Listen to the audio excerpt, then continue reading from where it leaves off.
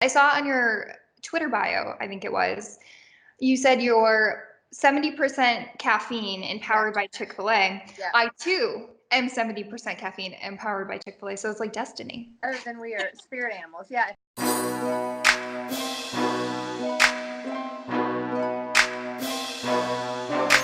What's up, guys? Amanda Smith here with Alex Weaver. Thank you so much for hello. Thank you so much for being on my show today. I'm so excited to chat. Thank you for having me. I was super excited when you reached out. So this is going to be fun. I'm excited about some girl chat. So right now you work as a senior coordinator of content and a digital host at NASCAR. At what point in your life did you sort of fall in love with racing? So I'm born and raised in Charlotte, North Carolina, which is kind of the home of NASCAR. It's where our roots are. NASCAR originally started in Daytona Beach, Florida, but everybody in the NASCAR world is now in Charlotte. So being from around here, NASCAR was kind of in my blood already. My grandfather was a diehard NASCAR fan. Every single Sunday, he was sitting by the TV watching a race. He went to races when I was younger, but I always thought it was just this thing.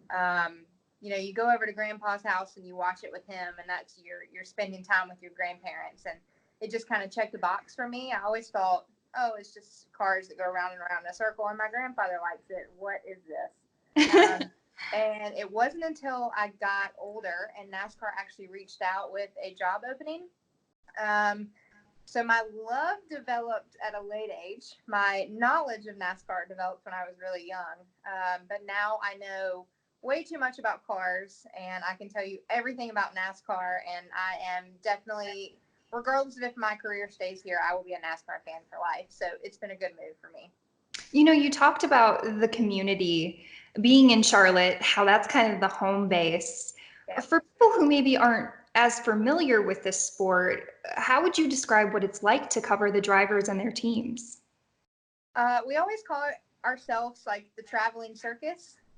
So it is literally one big family that every single weekend just goes from track to track. A lot of people don't know that, and I'm actually kind of surprised by this, but NASCAR is all over the country. So we are not just strictly racing in Charlotte. We don't strictly just have races at Bristol and Tennessee. We don't strictly have races in Las Vegas. Like, we are at a different location every single weekend. So it's the same people in the garage, the same drivers, the same teams. So it would essentially be like if you were just traveling with an NFL team or with a college team all to every single venue. But it's a massive all teams together. So imagine the whole entire NFL in the same location all at one time. So you get to know everybody. We have a ton of memories, which makes it so much more fun than I could ever imagine. There's always like familiar faces in the garage, and you don't see them every single day at work. And I may not be in the same building Monday through Friday with these people, but I'm at the same racetrack with these people every single weekend. So it allows for friends, and you have relationships that are built. And some of my best friends are people that I see every single weekend in the garage. So it's a fun time for sure. You know, this far, do you have a favorite memory or a moment that stands out to you? Probably my first interview that I ever did in Victory Lane. Um, just like in every sport, it's a hierarchy, and you have to earn those interviews, and you have to earn what position that you're given. But I actually did an interview with Kyle Busch, was the first ever driver. He's probably one of our, probably is a terrible word. He is probably the best driver right now. He's going to get mad at me for saying that, but he wins a lot. We'll just say that. He is probably going to be in the championship 4. He's been in there for the last 3 years.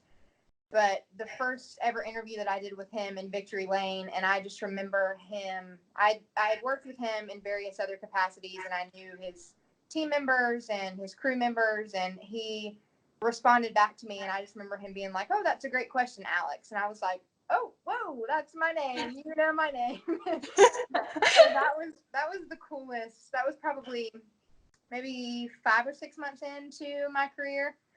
So that's when it really kind of sank in that, okay, wow, I am a part of this family, and the best driver in our sport right now knows my name. So pretty cool.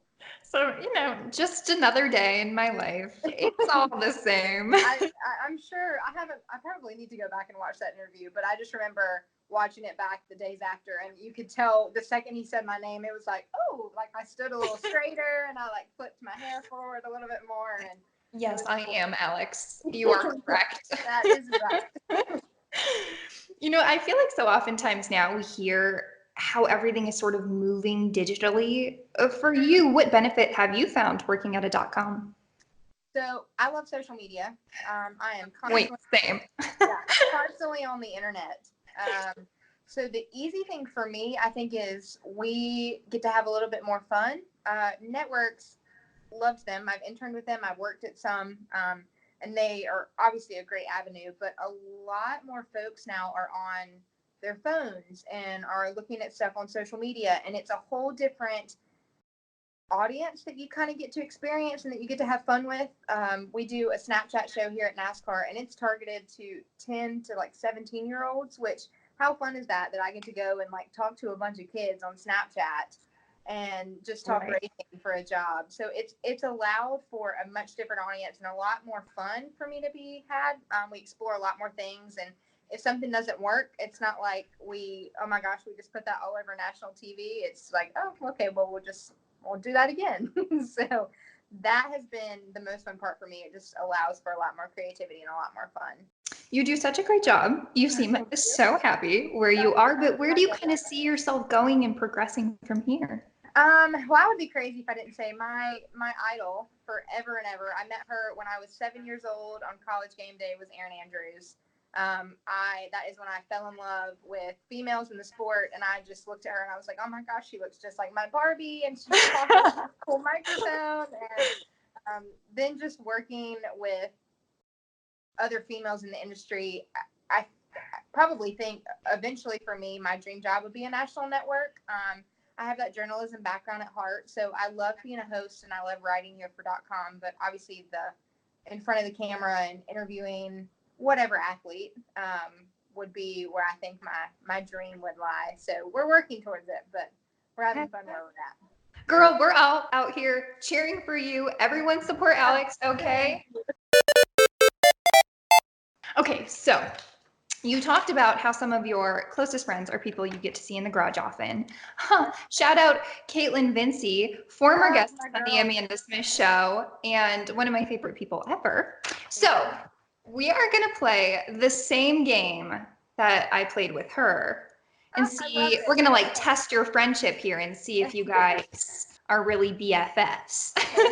Perfect. Okay, so it's just a fill in the blank. So the fastest I've ever driven is? That I've personally driven? Yeah. Oh, we for sure reached 100. Oh boy, 120 miles. Oh my gosh, I was literally not expecting that answer. It was for a driving school thing, the Richard Petty driving school, which that was like the slowest of the group, so it's totally not impressive. The fastest that I've ever been, I've never driven it. The fastest I've been in a car was 165, and I thought like that was all right. We're tapping out. So 100 is probably the fastest I've ever personally had the pedal to the metal. We've all been there. You just cruising around and you're like, I should probably. Exactly. You just have the phone, the phone's connected, music is blaring, and you look down and you're like, oh, I'm going 100. No big deal. My dream ride is? Ooh. I'm not, Caitlin and I will not be similar on this. My dream ride is a Mercedes-Benz G-Wagon. Okay. Matte black, all black. It's been a dream of mine since like the first episode of the Kardashians when I saw the car and it was like, yep, that's what I want. So that's my dream ride. Neat. I'm obsessed with you. Oh, a Ferrari. Ball out. Of course she did. The need for speed over there. Okay, if I had my own race car, it would have. How you gonna pimp it out? So I would want to be sponsored by Nike and Starbucks. Okay. So it would have that on it. I would be perfectly okay with the pink car. A lot of our drivers, whenever they have any type of pink on their car, are like, oh, that's terrible looking. They're my favorite cars. So mine would be the pink Nike Starbucks car. I love it. If that's a thing. That is a thing. You just made it a thing right now. I'm a big fan of those matte paint schemes, honestly. We see a couple of the teams run those matte paint schemes. I think they look really sharp on track. She said that she would be sponsored by Target. Oh, yeah. Okay. Good pick. So, like, there's usually a Starbucks in Target, so I feel like this is, you guys are so connected. Yeah. We are. Last one. If I could steal any driver's fire suit, I am taking Kyle Busch, easy. But I want the Alex. He has, yeah, exactly. He has, so he's sponsored by Mars M&Ms. So he has like the coolest paint schemes ever. And he has one that's like a baby teal blue. That's his hazelnut M&Ms paint scheme. But like spot on. He walks by and I'm like, man, that is good looking. That is a good looking paint. I love it. Jimmy Johnson's, because now we won't see it anymore. Speaking of cool cars, I saw on Twitter, I think it was a Scooby-Doo paint scheme. Yes, Corey LaJoie is running one in Martinsville, which is our Halloween race. So, like, Kyle always has a really cool one. He with M&Ms. A lot of the drivers will bring like their A game and they do like spooky. But I think Corey has just really set the bar pretty high. But it is fully decked out, Shaggy, Scooby-Doo. It's so cool. It looks I'm like gonna the share a nursery picture because thing. I was like, okay, wait, I want to be in Yeah, there. it looks so cool. We're really excited to see. We got the actually the release yesterday about it, and we were looking at the pictures, and I was like, yeah, I'm gonna look for that one in the garage because Okay, snap a pic, send it this way.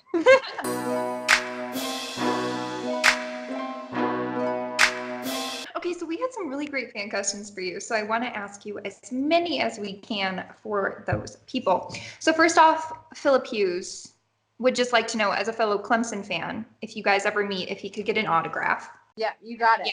I got Done. it. I am a very obsessed diehard Clemson fan. So we have kickoff for us is in a week from today. So I am going. My mind is just all over the place with football. Okay. Your mind is like orange right now. Yeah. Exactly. So next up, Racer Rec. I love this question. He says, he or she says, Alex, what are 3 things you know now that you wish you knew maybe 5 years ago? Oh, good one. One of those things I definitely would say is to be myself. I have found that it is so much easier to just, regardless of the relationship, whether it's work or personal, people that want to be in your life will like you for the real you, and people that want you to work at their job or their industry will want you to work there for you, not for what you think that you should be. So that was a really big one. I learned that the last couple of years, but I think it's one that girls kind of struggle with because we see social media and we see Instagram models and these girls that we look up to our whole entire life, and people that we look at and think, oh well, my pores are bigger than hers and my thighs are bigger than hers. And people that want to be in your life and people that love you will love you how big your pores are and how big your thighs are. So just be yourself. On top of that, I've also learned not to compare myself. You can spend forever. And I'm one of the worst people. Caitlin and I actually had this conversation the other day about getting sucked down that Instagram hole where you just look at all these girls who have tons and tons of followers and they are just, on a random Wednesday, they're in Greece and they're taking all these fabulous photos, and that's great for them. And I'm sure they have a wonderful life and they enjoy it, but that's not my life. So I can't compare people that are at 2 different stages or in 2 different places and spend my whole life wanting to have something that I don't, when I should just kind of enjoy the moment. And then third, I think would be to use female power better. There's a lot of females in the sports industry that I think if we could stick together and we could kind of boost ourselves up instead of trying to aggressively try to compete with other females, it would be a much better world. And I truly believe that women run things. So I think we should stick to it and help each other instead of tearing down. There's a whole Beyonce song about it. Are you kidding me? Exactly. Yes. Yep. And there's Maren Morris in one of her songs in Girl. She says, like, I don't want your crown. There's enough to go around. That is my life motto. Like, you wear your crown, I wear my crown. They're 2 different crowns. You can have one, I can have one. It's like Mean Girls, where you tear off the homecoming crown and just you get a piece. Yes. Fantasy. Yes. I love it. No, seriously. I love that. And I think it's just like kind of what you said about not comparing yourself to where someone else is. I think it's like you were mentioning, it's so easy to look just solely at social media and say, wow, why am I not there? Yeah. Instead of being like, I'm not there yet because my life is completely different and I'm in a different stage. So I really appreciate you saying that. That's the one negative thing I would probably say about my job is that I am on social media all the time. So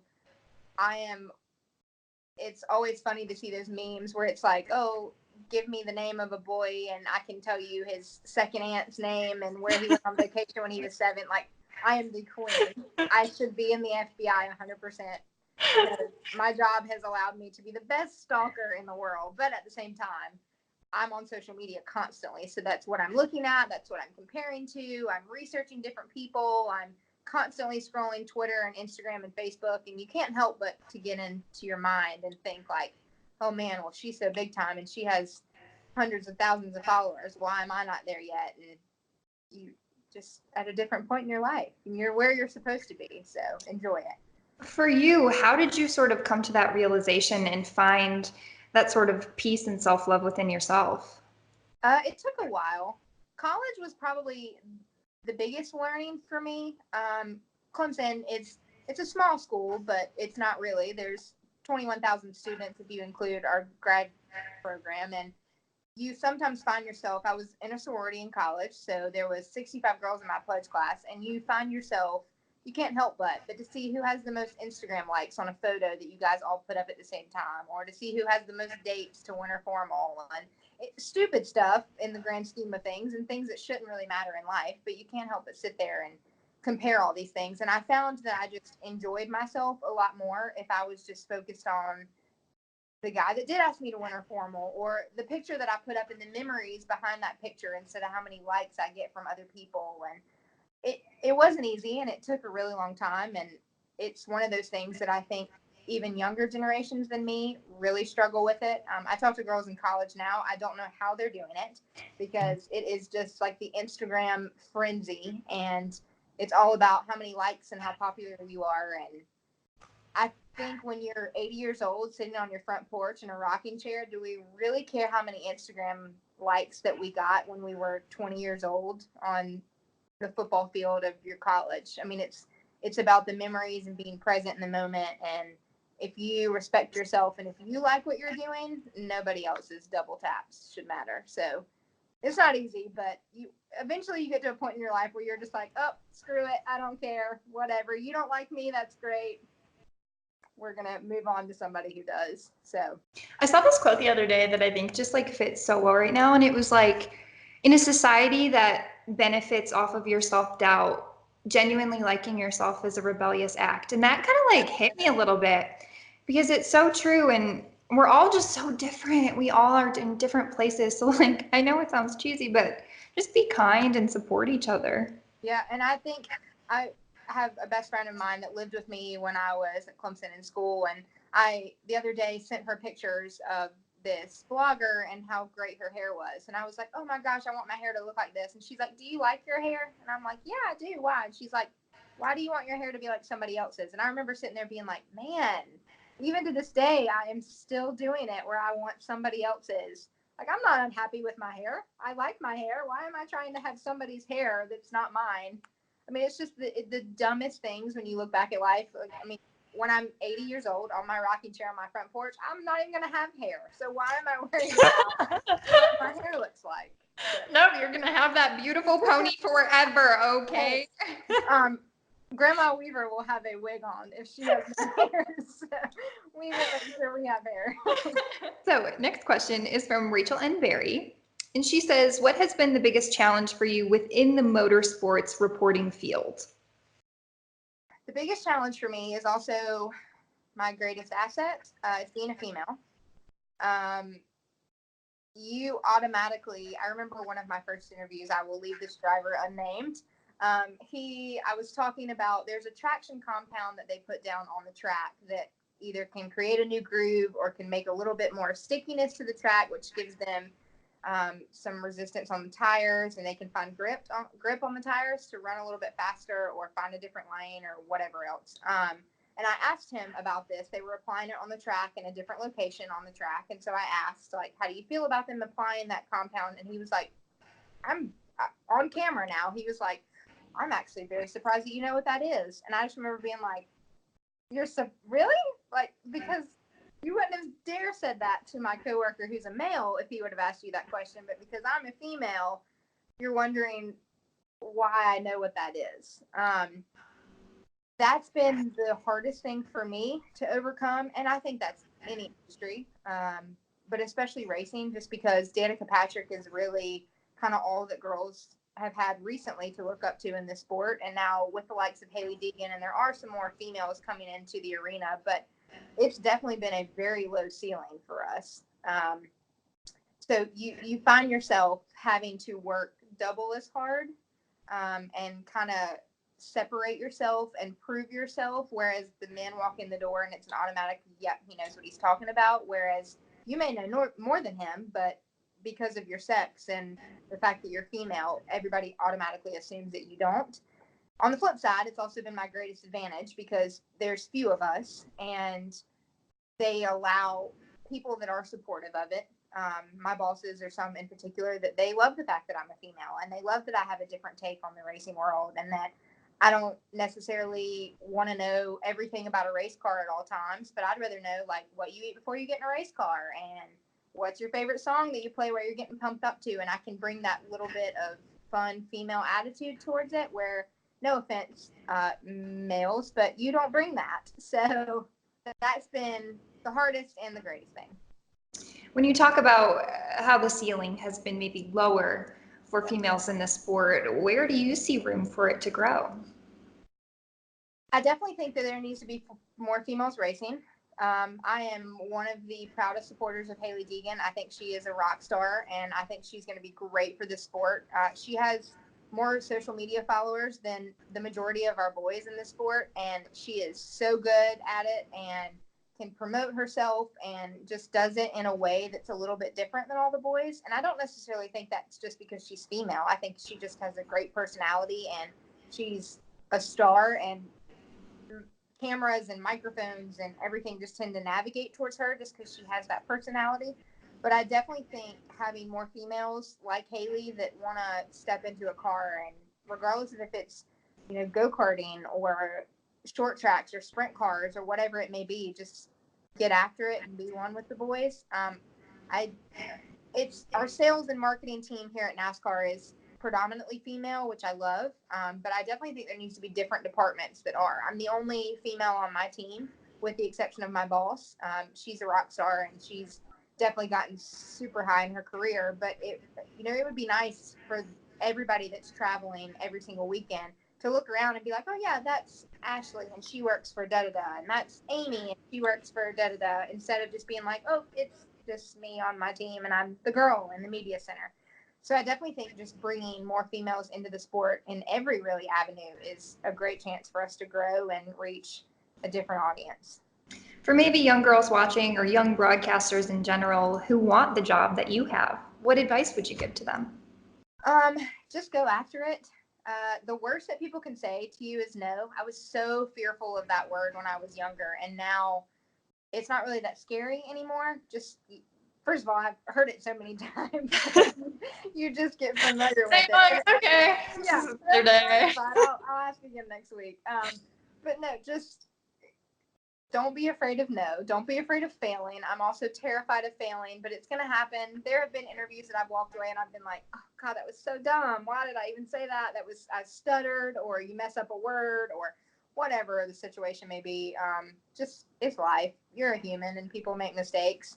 And then I definitely think know your craft and reach out to as many people as you can, regardless of if it's just to set up a meeting or to just say, hey, my name's Alex. This is my face. This is what I look like. If there are future opportunities for me, remember this face and remember this name. I think it goes a lot further when somebody consistently reaches out and keeps up that networking and keeps up that connection with somebody. I'm going to hire somebody that I know over somebody that I've never met in my life. So just continue to put yourself out there. It's really tricky for females just because we feel like we can't, and it's, oh my gosh, they may not like me and I'm going to sound stupid. And I mean, yeah, you might, but at the end of the day, like, you still got your name out there and you still got your foot in the door. So a foot in the door is a step closer to a whole leg in the door versus the door shut. So y'all remember her face and remember her name when we see you on that network TV episode. What? Yes, Alex. Last question is from Brandon C. Smith 5. He says, while working for NASCAR and hosting a podcast, what kind of lessons early on in the industry have you learned? I definitely learned to know my stuff. When I first started, I'm going to be completely honest. I remember one of my first meetings. Everything in NASCAR is abbreviated. So like Stewart Haas Racing is SHR, Joe Gibbs Racing is JGR, Hendrick Motorsports is HMS, and it's sitting in those meetings. They'd be like, "Oh yeah, we have a VOD with HMS later, and then we're going to do a CW with SHR." And I'm sitting there thinking, what language is this? What are y'all speaking? I went and bought like NASCAR for Dummies. I've Googled so many things on NASCAR. I've watched old races. I have talked to my friends in the industry. I've talked to drivers and been like, I don't get that. Can you explain it to me? So knowing more about the sport has helped me have an advantage. There are people that work for NASCAR and other industries that don't really know a whole lot about the sport. And I'm sure that they enjoy their job and that they are perfectly capable of doing their job in the reporter field and hosting podcasts and talking on camera and talking to drivers. I have to know what I'm talking about. I watch every single race from pre-race ceremonies to post-race victory lane. I don't miss a trick. I'm taking notes the whole entire time. That's something that I just started doing in my second year, which I feel like helped me a lot, because my first year I would just watch it. And I mean, some races are 3.5 hours, 4 hours, if not longer. So you're not going to remember what goes on and what happened. I've also learned to lean on my peers a lot too. That was something that I felt like I had to do everything by myself, and I had to be the best at it by myself, and I have to know all this, and I can't ask dumb questions. And I have found, especially this season, since it's my second full-time season, that if I don't know something, like, hi, I don't know what that means, can you explain that, has helped me far more than just thinking that I know it. So those have been some really good life lessons for me that I think I wouldn't have learned anywhere else but NASCAR.